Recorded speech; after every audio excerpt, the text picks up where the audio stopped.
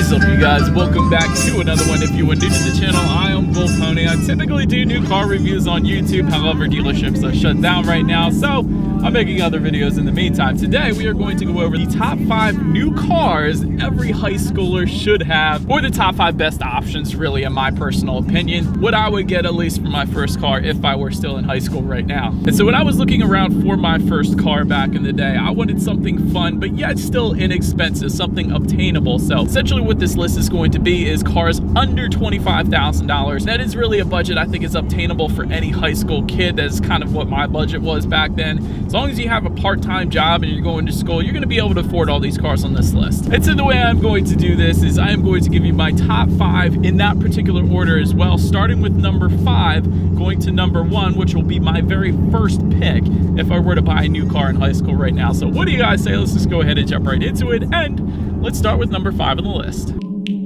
And so my number 5 pick is going to be the Mazda 3 hatchback, and I choose the hatchback over the sedan because I think it looks a heck of a lot better, in my personal opinion at least. But hatchback front-wheel drive configuration starts at $23,700. However, cool thing about the Mazda 3 is they now offer all-wheel drive in their compact car, which is pretty darn cool, especially if school doesn't get canceled and you got to drive to school in the snow or something like that. If you wanted to go with that all-wheel drive configuration, that is going to start at $25,100. So yeah, it's $100 over the price range. Just negotiate it down. You guys know how to do it. Powering the little beast is a 2.5 liter inline 4-cylinder, 186 horsepower, 186 pound-feet of torque, producing a 0 to 60 time coming in at 7 seconds flat, and MPG numbers coming in at 24 in the city, 32 on the highway. And so the cool thing about the Mazda 3 though is you can get it in both a manual transmission or an automatic, whichever you prefer there. Also, it's going to come standard with Android Auto and Apple CarPlay, meaning if you have a smartphone,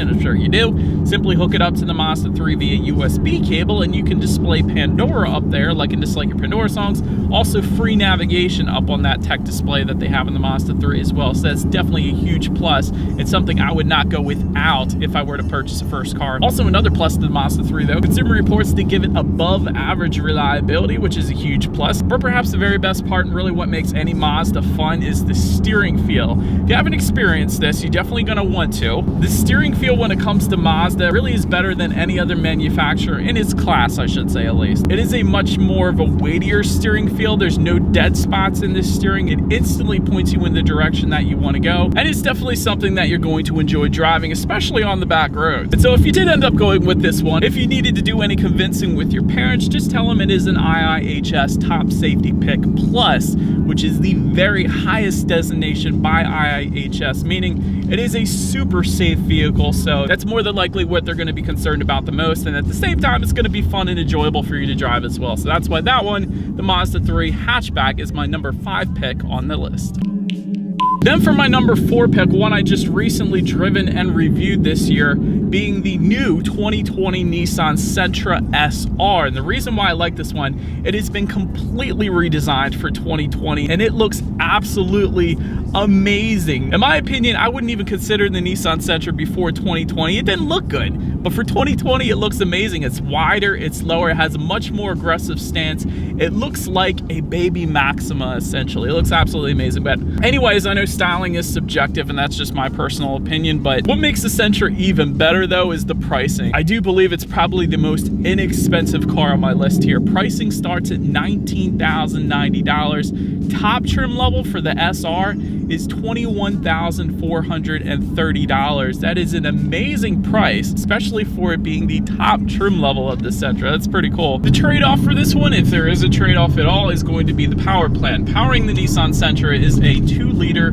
direct injected inline 4-cylinder engine, putting out 149 horsepower, 146 pound-feet of torque. 0 to 60 comes in at 8 seconds flat, according to Motor Trend. It's not the worst acceleration I've ever tested, but it's certainly not the best either, and it is the slowest car on my particular list here. But then again, on the flip side, in my personal opinion, I think the styling kind of makes up for it. Again, the Sentra is going to give you Android Auto and Apple CarPlay, at least if you go with the SV or SR trim levels. That bottom S trim level will not give it to you. MPGs come in at probably the very best on my list, 29 city, 39 on the highway. If you went with that top trim level for $21,000, the SR, you will get LED headlights as well. well. Super bright illumination at night. That's a big plus there. But perhaps the thing that impressed me the very most about the Nissan Sentra this year for the 2020 model year wasn't just the styling, but the steering feel. I remember it being so numb in the past. Even with other 2020 Nissans in the lineup right now, I tested the Rogue this year. It is extremely loosey-goosey when it comes to the steering feel. There's no emotion with that steering whatsoever. But with the Sentra, there is. They changed it. It almost feels as good as the Mazda. Not quite as good, but it almost feels as good as the Mazda. So definitely a wonderful steering feel in the Nissan Sentra. And that's part of the reason I put it on this list. It makes it so much more enjoyable to drive, especially on the back roads, more of a direct response to the steering. So I do absolutely love that. And again, it's one of the best looking cars, best looking compact cars out there right now, in my personal opinion. So that is why I put the Nissan Sentra at number 4 on my list. Let's make our way to number 3. I'd say number 3 on my list is going to be substantially quicker than the Sentra, being the new Hyundai Veloster Turbo. Now, let me just start by saying there's several different trims for the Veloster. There's your base engine, then there's the N Performance division, which is going to be out of our budget, but if you can go that much, you might want to. But the turbocharged engine is going to come in an R spec, a regular turbo, or an ultimate trim level. And this one is going to put out 201 horsepower, 195 pound-feet of torque. 0 to 60 time is actually going to come in at 6 seconds flat, according to Car and Driver. That is pretty ridiculously quick for a compact car. And so far, that is actually the fastest car on my list, although it will get faster, just wait. And so if you're one of those people, though, worried about the reliability, thinking, oh, it's a turbocharged engine, that means it's going to break, right? Listen, this is a Hyundai, which means you get a 10-year, 100,000-mile powertrain warranty that covers things like the drivetrain, like the transmission, like the engine. So if it were to break, it is fixed for free. So you get a fun car that is going to be warranted for 10 years. That is wonderful. And in addition to that, when you buy any Hyundai, actually, you get 3 years now of complimentary maintenance. That just started in February of 2020. So you get 3 years of free oil changes and tire rotations. And with this being your first car, free is always a good thing. Another thing I like about the Veloster, and really Hyundai, they do make some really cool exhaust sounds. For instance, the turbocharged Veloster here, very nice exhaust sound. Also, the Veloster N, the crackle on that one is absolutely amazing, but again, that's out of our price range. It's like $30,000, but still, though, a very nice exhaust note to this one. Not only that, if you were to go with the R-Spec trim level, you actually get a B&M Racing short throw shifter as well, so that's going to make it much more enjoyable to row through your own gears. And by the way, I should mention, you can get a 6-speed manual transmission with this one, or a 7-speed DCT, 7-speed dual clutch. So either way, amazing transmission options. The 7-speed is going to shift lightning quick as well. Again, you get Android Auto and Apple CarPlay that comes standard for all of those trim levels on this one. And one of the cool things about the Veloster is you get 3 doors. I'm not talking about driver, passenger, and a hatchback. I'm talking about there is 1 door on the driver's side and 2 on the passenger side. That is one of the quirkiest things, and I don't believe any other car that I know of, any other new car right now, does that, and I absolutely love that. So when your friends go to get in your car, be like, nah, you can't get in on the driver's side, go around to the passenger side. I think this is so freaking cool. It's such a unique car. It's very fun to drive, and it is an IIHS top safety pick as well, so you got that to tell your parents. So that is why the Hyundai Veloster Turbo comes in at number 3 on my list. All right, so now we're really getting to the good ones, you guys. Number 2 on my list is the new 2020 Honda Civic Si.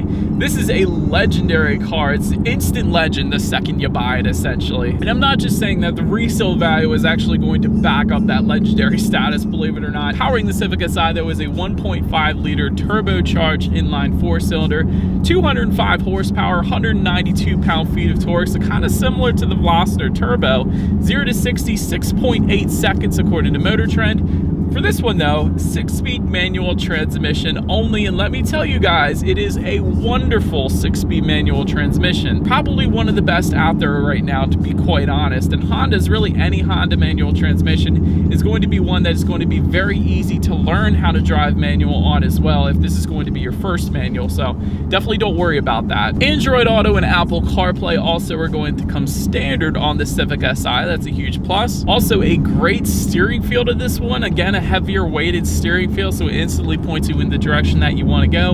In addition to that, it's a kind of larger sedan on the list here. Good bit of rear legroom for any passengers and a good bit of cargo space actually as well. So a very practical, fun car on the list here. Not to mention perhaps the best braking on my list with a 60-0 stopping distance of only 106 feet. That's actually quite amazing. If you wanted to do a little comparison with the Veloster Turbo, that actually comes in at 110 feet. Civic Si also comes with race-inspired bucket seats. They're very comfortable, I can attest to that. Aluminum foot pedals are also a plus. And it's one of those cars where I distinctly remember telling myself at the end of the drive that I honestly didn't really want to give it back because it was that much fun to drive. And that's coming from a guy that drives a Mustang GT with 460 horsepower. You can have a heck of a lot of fun in a Civic Si, let me tell you. And it is extremely fun to drive with that 6-speed manual because it is so easy to find the grab points. It's so easy to row through your own gears in that particular car, at least. Not all manuals I could say that with, but that one is absolutely amazing and a blast to drive. Tons of emotion, tons of driving emotion when it comes to the Civic Si there. And for your parents' sake, it's an IIHS top safety pick once again.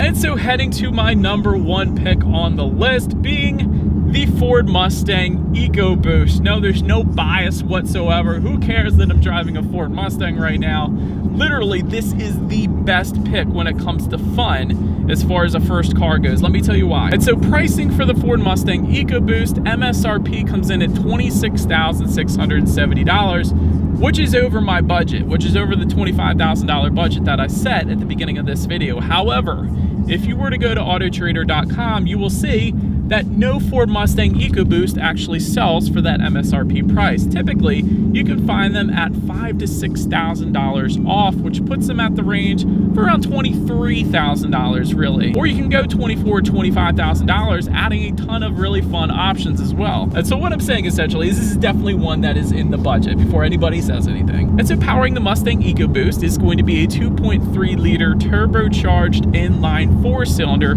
310 horsepower, 350 pound-feet of torque. That's a ton of power sent to the rear wheels through a 6-speed manual or a 10-speed automatic. 10-speed automatic is going to be a little more money if you wanted to tack on that option. 0 to 60 time, get ready, 5.3 seconds for under $25,000 in a new car. That's wonderful. MPG numbers even better. You would think a car with that much power wouldn't have that best MPG numbers, but it's a turbocharged engine, so that certainly helps out with that. But so for the Mustang EcoBoost, miles per gallon come in at 21 in the city, 32 on the highway. That's a wonderful thing right there. Android Auto and Apple CarPlay is going to be another one of those options I was telling you about. That's actually a $2,000 option, so still under the $25,000 budget since they're so heavily discounted at this point. Again, great braking performance, just like the Honda Civic Si. It's a stopping distance of 106 feet from 60.